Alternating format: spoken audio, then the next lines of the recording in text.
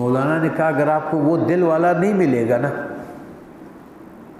اگر وہ دل والا نہیں ملے گا کہ جس کو اللہ چاہتا ہے، ابوبکر آپ کو نہیں ملے گا، تو تم دیکھو دنیا والے جس کے خلاف ہے وہی دل والا ہے،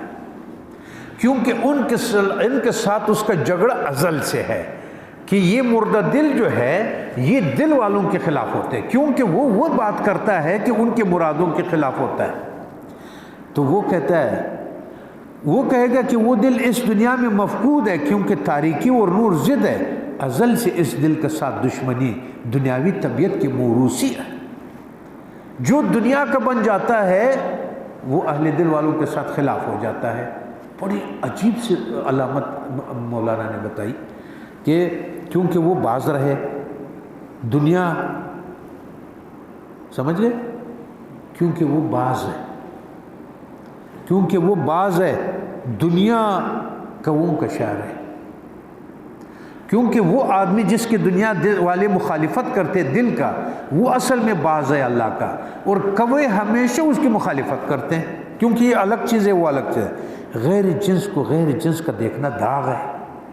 وہ دل والا ان کے جنس کا نہیں ہے، وہ ہمیشہ اس کی برائی اور اس کے لیے داغ بن جاتا ہے یہ اس کو۔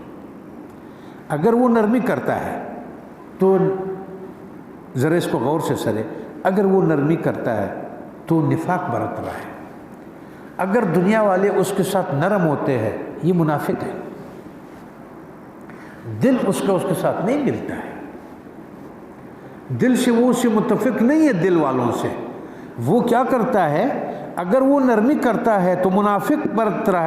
برت رہا ہے، مائل کر کے فائدہ حاصل کر رہا ہے، اس کو ضرور کوئی نہ کوئی مجبوری اور فائدہ اس سے وابستہ ہے، تو اس لیے وہ اس کے ساتھ تعلق ٹھیک رکھتا ہے۔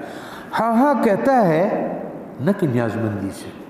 وہ اس کے ساتھ ہاں ہاں بھی کہتا ہے لیکن وہ اصلی نیاز مندی سے نہیں بولتا ہے دل سے، بلکہ اس لیے کہ ناصح نصیحت دراز نہ کرے۔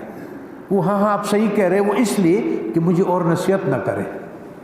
اپنے بات دفع کرے، ورنہ یہ بھی مجھے بٹھا کر کے پھر نصیحت شروع کرے گا میرے۔ کیا خوش خوبصورت بات کی مولانا نے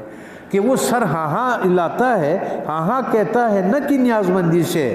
می کند آرے نہ از بہر نیاز، تاکہ ناصح کم کند نصح دراز، تاکہ یہ اپنے قصے کہانیاں جیسا 11 بج گئے بس کرے، کیونکہ یہ کمینہ کوا مردار کا جویا ہے، تہ بتہ لاکھوں مکر رکھتا ہے۔ یہ دنیا والے جو ہے یہ تہ بتہ مکر کرتے ہیں، تہ بتہ سیاست کرتے ہیں، تہ بتہ اس کے ساتھ چلتے ہیں، لیکن ہے نہیں وہ اندر سے۔ اگر اس کے نفاق کو قبول کر لے تو اس نے نجات حاصل کر لیا۔ یہ جو صاحب دل ہے یہ ان کے نفاق کو بھی قبول کرتا ہے کہ کوئی بات نہیں، شاید ایک دل یہ تہ دل سے ہو جائے، شاید خالی ہو جائے اور اس کے دل بھی اس لائن پر آ جائے، اس کا فائدہ مند نفاق عین سچائی بن گیا۔ کیونکہ بادشاہ و شوکت والا صاحب دل ہمارے بازار میں عیبدار کو بھی خرید لینے والا ہے، کیونکہ وہ یہی کہتا ہے کہ میں خریدار ہوں، عیب والا سامان ہے اس کو بھی خرید لیتا ہوں۔ صاحب دل کی تلاش اگر مردہ نہیں ہے، دل کا اہم جنس بن جا، اگر تو شاہ کا مخالف نہیں ہے، اگر تمہارے دل میں مخالفت نہیں ہے، صرف دل والوں کا ساتھ خلوص پیدا کرو نا، تو تمہارا دل ایک دن خالص ہو جائے گا، اس کی محبت ہو جائے گی۔ اس محبت کی وجہ سے جس کا مکر تجھے اچھا لگتا ہے وہ تیرا ولی ہے، نہ کہ مرد خدا۔ تم صرف دنیا میں اس کے اچھا لگتا ہے جو مکر میں استاد زیادہ ہو، باتیں زیادہ آپ کو بتاتا ہو، لالچ آپ کو زیادہ بتاتا ہو۔ تمہیں صرف وہ آدمی اچھا لگتا ہے جو تمہیں لالچ دیتا ہو، جس کا مکر تمہیں اچھا لگتا ہے وہی تیرا ولی ہے، نہ کہ مرد خدا۔ ہر وہ جو تیرے عادت اور مزاج کے مطابق زندگی گزارتا ہے تیرے نزدیک وہ ولی بھی ہے اور نبی بھی ہے۔ جو تمہیں یہ کہہ دے کہ واہ واہ واہ واہ تم کرو، واہ واہ تم بہت اچھے ہو، تم بہت اچھے ہو، یہ لالچ بھی ہے، یہ لالچ بھی ہے، تمہارے لیے وہ ولی بھی ہے اور نبی بھی ہے، تو تم اس کو جگہ دل میں دو گے۔